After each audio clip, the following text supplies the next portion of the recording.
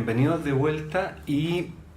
al tercer y final y último módulo de esta sesión, ¿no es cierto?, que hemos llamado, de alguna forma, podríamos decir, gentrificación en procesos de reconstrucción.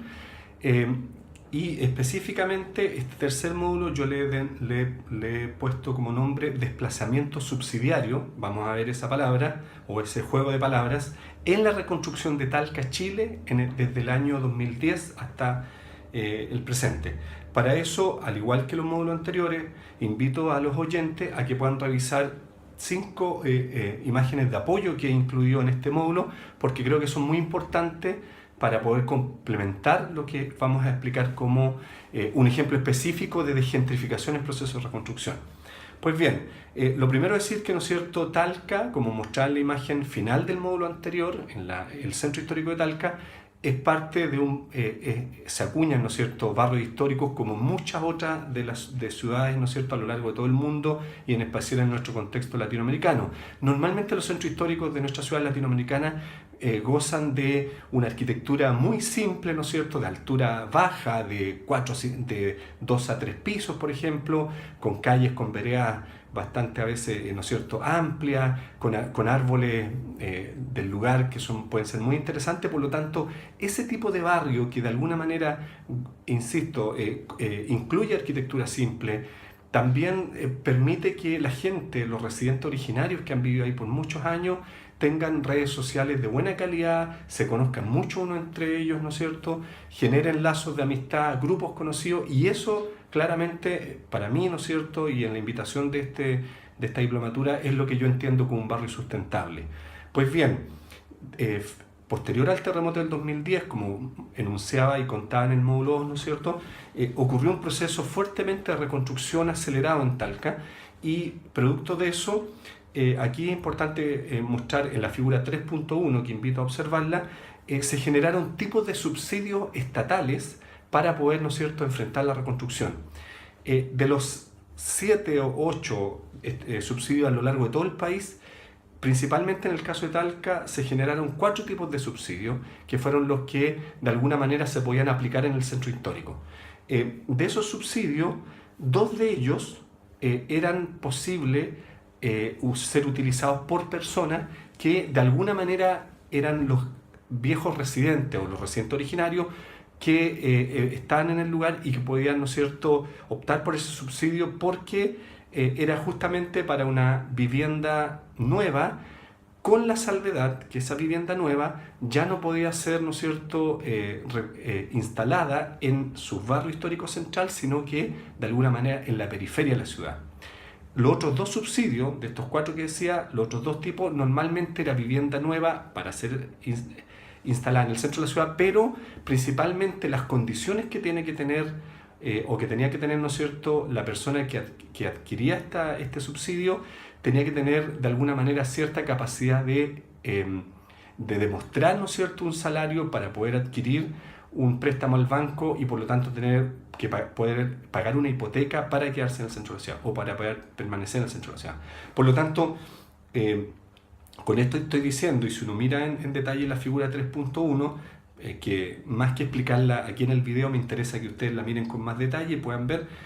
el subsidio de reconstrucción para dueños, el subsidio de densificación urbana, el subsidio de casa construida y el subsidio de autorreparación. De alguna forma eran 4 tipos de subsidios que, como decía recientemente, no todos aquellos podían ser utilizados por residentes originarios. ¿Qué ocurrió con ello? ¿Cuál fue el efecto? Si miramos ahora la figura 3.2, que invito a observar,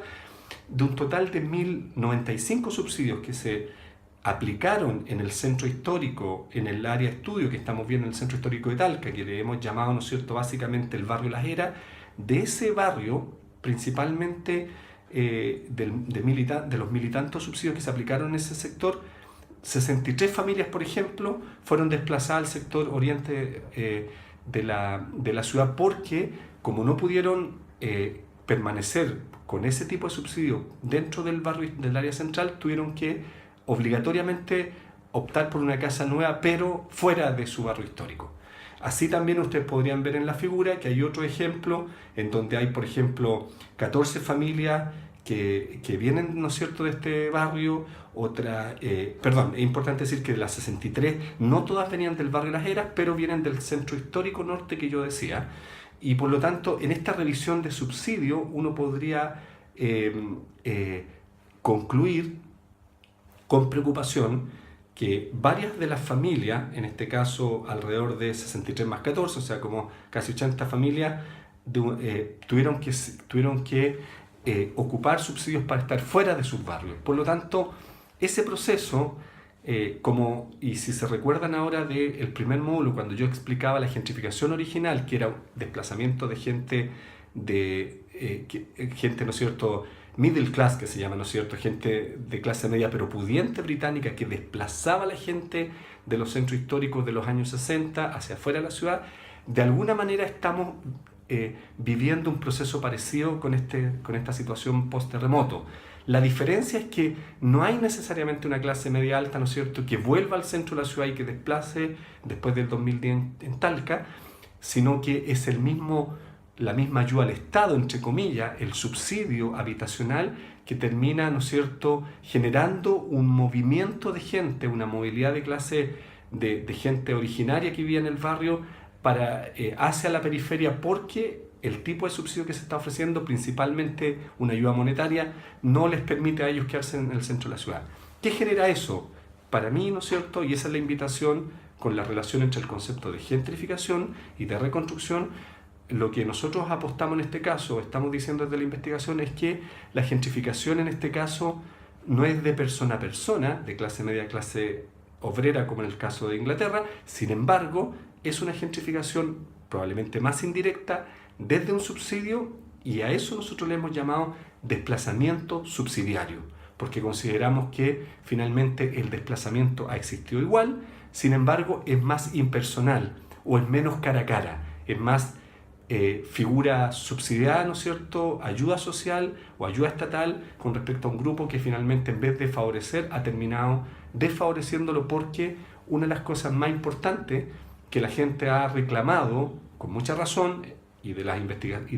entrevistas que hemos hecho en esta investigación, es que ellos no se sintieron con la suficiente derecho a poder permanecer. Por lo tanto, su ida del barrio a la periferia fue un proceso más, ¿no es cierto?, condicionado por un subsidio que por una decisión propia.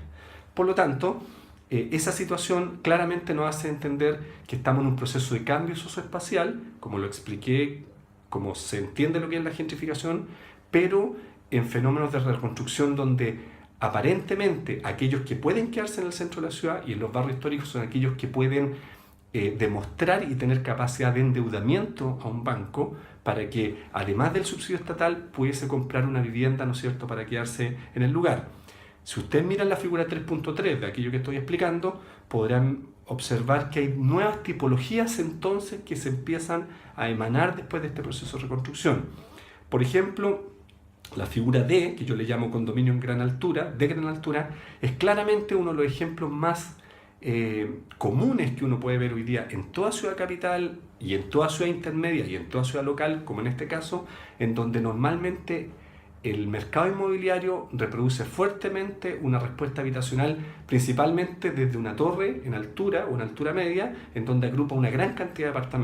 apartamentos, ¿no es cierto?, para residentes. Esto quiere decir que la respuesta de la vivienda contemporánea es principalmente sobre aglomeración de personas en una unidad habitacional, en unidades habitacionales que están fuertemente densas en básicamente un territorio que sobrecarga el espacio público, que genera demanda de estacionamiento mucho más de los que había antes. Eso para mí claramente es insostenible. Por lo tanto, la gentrificación contemporánea, que actúa en un proceso de reconstrucción, como explicaba recién, generando en el caso de Talca un desplazamiento subsidiario, o sea, de personas que no pueden optar por un subsidio para quedarse en sus barrios, sino que en la periferia, al mismo tiempo genera como respuesta una nueva tipología, como la que estamos viendo en la figura D de la figura 3.3, que finalmente termina siendo una tipología ajena al barrio y que la gente claramente muchos de ellos, ¿no es cierto?, consideran que es de alguna forma proceso, ¿no es cierto?, de alguna forma de desalojo y de cambio, donde los residentes originales muchas veces no se sienten parte de estos nuevos residentes, y no con el hecho de demonizar a los nuevos residentes, pero sienten que, ¿no es cierto?, su barrio lamentablemente cambió, no necesariamente con integración social. Si ustedes miran, por ejemplo, la figura A, condominio en mediana altura, es muy parecida, con la diferencia, ¿no es cierto?, que no es tan alta, pero también son procesos que se están gestando fuertemente en Talca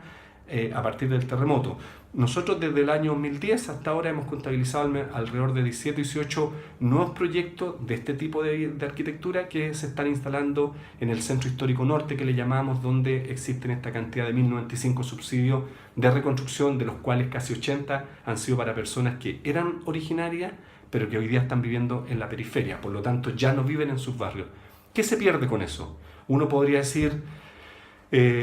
claro, ganan una vivienda nueva en la periferia, pero lamentablemente al mismo tiempo, y dicho por ello, se pierde por sobre todo su contención social, se pierden sus redes, se pierden sus trabajos anteriores que tenían, porque muchos de ellos eran pequeños, no sé, no empresarios, pero pequeños trabajadores donde tenían, por ejemplo, un taller, ¿no es cierto?, específico de costurería, o tenían un local de comercio chico de abarrotes para abastecer el barrio, y todos esos tipos de trabajos que eran muy interesantes hoy día ellos no lo desarrollan en la periferia porque ya no tienen las redes y porque la gente, ¿no es cierto?, ya no están en el centro de la ciudad. Por lo tanto, la pregunta es, ¿quién tiene derecho a la ciudad? ¿Quiénes son los que realmente están accediendo a los suelos centrales? Y si se recuerdan de la primera pregunta, ¿no es cierto?, que llama a esta discusión es cómo nosotros de alguna forma, ¿no es cierto?, estamos entendiendo los procesos de captura de suelo del centro de la ciudad y a quiénes se lo estamos entregando.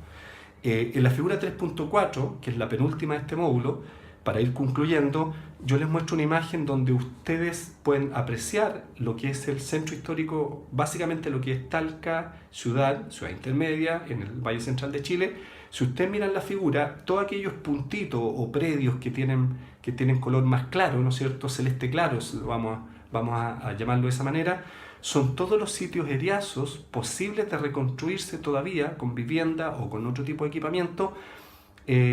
O sea, son suelos que están esperando todavía reconstrucción a partir del terremoto del 2010. De hecho, uno podría decir que toda esa cantidad de suelo no es despreciable si uno mira cómo la ciudad hoy día está todavía dispuesta a seguirse reconstruyendo, a seguir rellenando suelo, pero importantemente, ojalá pensado ese relleno desde una estrategia que permita que ese suelo no sea necesariamente con especulación inmobiliaria como normalmente ha sido ahora, sino que dentro de un plan integral, dentro de un plan maestro. Recuerden cómo se llama este módulo. Dentro de las palabras claves de este módulo de urbanismo está claramente la figura del plan maestro. Por lo tanto, en este caso, Talca como ciudad está a la espera de una figura, ¿no es cierto?, importante, que debería ser un plan maestro que permita que el relleno no sea especulativamente suelo a suelo, sobre todo aquellos que pueden pagar y aquellos que no, sino que desde una visión más holística de ciudad. Eso yo le llamo, ¿no es cierto?, una reconstrucción sustentable o sostenible. Eso es lo que se espera. Por lo tanto, si vamos a la última figura, y con esto ya para ir terminando esta sesión de 3 módulos, me podría decir, y invito a que miren, insisto, la figura 3.5, que lo que estamos viviendo hoy día como proceso normalmente de reconstrucción, y el caso que mostré de Talca, es una mayor presión inmobiliaria, como ustedes ven ahí, con mucha especulación, que principalmente está refrendada por esta vivienda en altura, de tipo torre, que le llamamos nosotros aquí en Chile, que normalmente lo que hace, ¿no es cierto?, es depositar fuertemente una presión sobre el suelo urbano central, y que lo que hace con eso, ¿no es cierto?, genera un desequilibrio tanto histórico como socioespacial, como socioeconómico, en aquellos suelos centrales que finalmente terminan siendo ocupados por algún tipo de persona, por aquellos que pueden endeudarse y pagar, más que por aquellos que vivían y que gozaban de vivir en los suelos centrales. Por lo tanto, eso también genera un desequilibrio también natural. En este caso yo pongo una línea así oblicua, tratando de simular un hito natural como un cerro, por ejemplo. Si usted mira las imágenes anteriores que pongo apoyo, muchos de esos cerros ya no se ven con estos edificios en altura, por lo tanto, la sostenibilidad barrial se pone en jaque en distintos aspectos. Ahora, por lo tanto, para concluir en este tercer módulo y como conclusión final además, ¿no es cierto?, podríamos decir que en este sentido las tres sesiones que yo he mostrado apoyan la idea de tratar de ir en búsqueda de un urbanismo sostenible o sustentable, repensando el diseño de políticas públicas. Tenemos que repensarla y que favorezcan la reconstrucción de ciudades y pueblos de manera más democrática, no como está ocurriendo en Talca, y posicionar con ello los derechos humanos, sin duda, ¿no es cierto? El derecho a la ciudad, como lo decía Lefebvre,